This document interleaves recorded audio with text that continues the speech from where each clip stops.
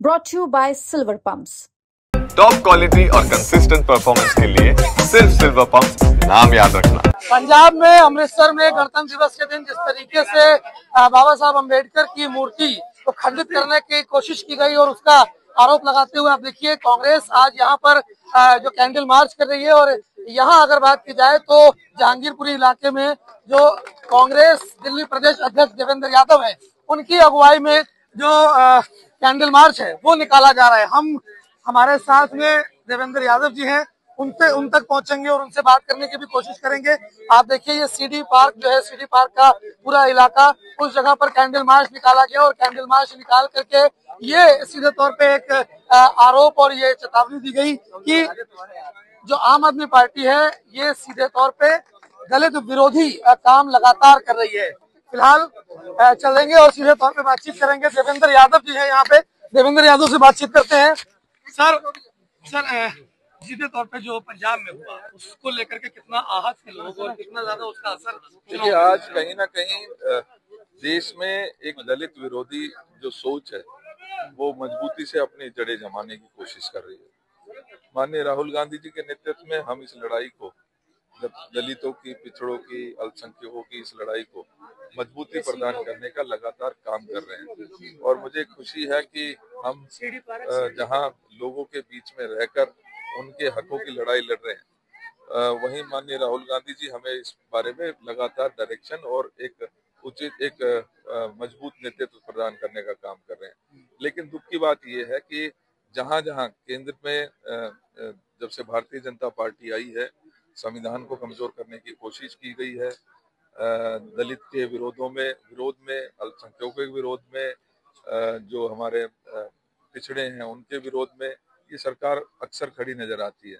और उसी क्रम में भारतीय आम आदमी पार्टी भी कहीं ना कहीं भारतीय जनता पार्टी की बी टीम के रूप में साफ नजर आती है। क्योंकि जब भी आज कल की जो घटना है वो आम आदमी पार्टी का जो पंजाब में आम आदमी पार्टी की सरकार है और कहीं ना कहीं ये देखने में आया कि पंजाब में उन्होंने बातें जो की थी उसके बिल्कुल विरोध, उसके विपरीत वो काम करते हुए नजर आते हैं।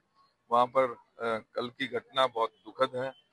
बाबा साहब की मूर्ति को खंडित करने की कोशिश की गई, वो भी गुरु नगरी अमृतसर में, और जहां पर 24 घंटे कहीं ना कहीं सैलानी आते हैं, जो श्रद्धालु आते हैं वो दर्शन करते हैं।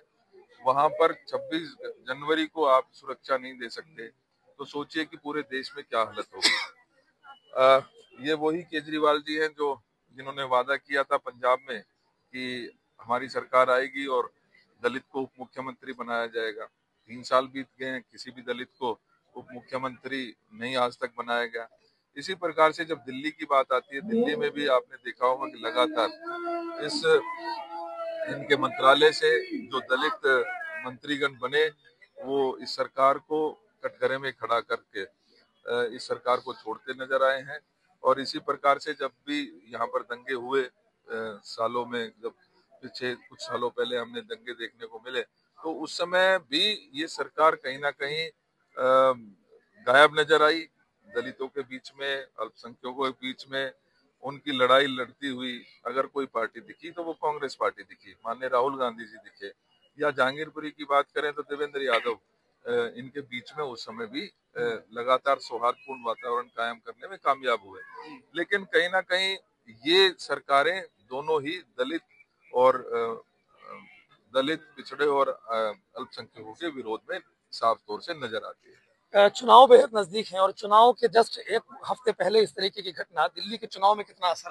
देखिए दिल्ली की जनता इस पे नजर बनाए हुए है और मुझे पूरा भरोसा है कि दिल्ली की जनता इस पे जो वोट की चोट जरूर इस पे मारेगी और दलित विरोधी ताकतें जितनी भी हैं उनको कमजोर करने का काम करेगी। देवेंद्र यादव दिल्ली कांग्रेस प्रदेश अध्यक्ष हमारे साथ में थे, जिनका सीधे तौर पे कहना है कि जो घटना पंजाब में हुई है उसका असर जो आगामी चुनाव है 5 तारीख को होने वाला दिल्ली में उस पर भी होगा। और सीधे तौर पे बीजेपी और आम आदमी पार्टी को एक ही बताते हुए केजरीवाल को बी टीम बताया और साथ ही साथ उन्होंने कहा कि दिल्ली की जनता जो है वो पंजाब में जो हुआ है उसका बदला आने वाले 5 तारीख को भी लेगी।